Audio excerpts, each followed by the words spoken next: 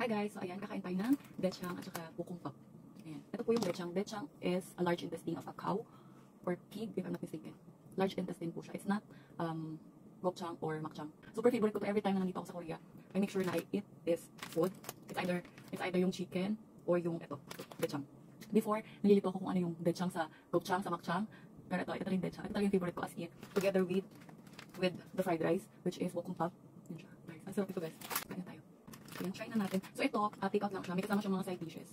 Ayan yung side dishes niya. So ito yung dechang. Ayan siya. May kasama siyang mga mushroom and onions and tteokbokki.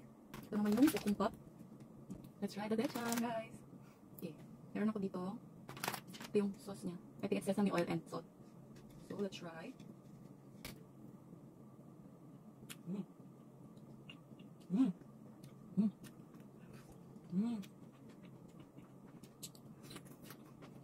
Alam mo yung nag-burst out yung fat niya. Nag-burst out sa loob ng mouth. So, sobrang lambot niya guys. Sarap. Let's try naman yung rice. Which is yung bukumpap. Let's try this guys.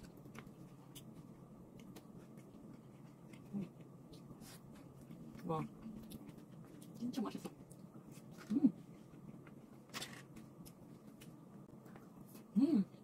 Sarap.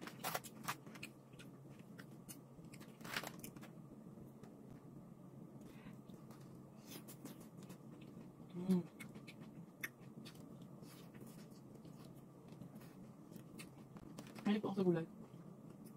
Mahilig talaga ako sa gulay asin.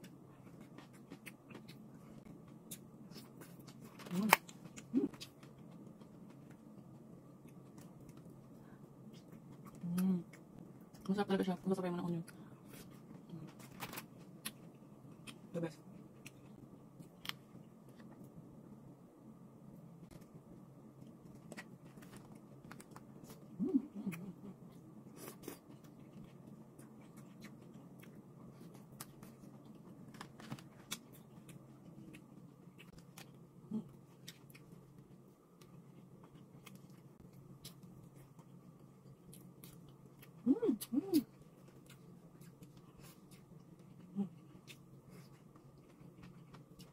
Wow. Masarap nitong rice. Mauubos ko siya, guys. Mauubos ko to. Wow. Tabas-tabas niya, oh. Yung sauce niya is yung sour. Tapos maraming onion. Masarap siya maraming onion, guys.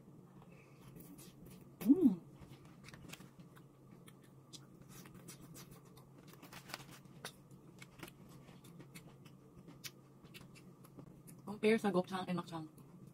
Kung yung medyo chewy, matigas, ito talaga yung pasan, gusto niyo malinamnam.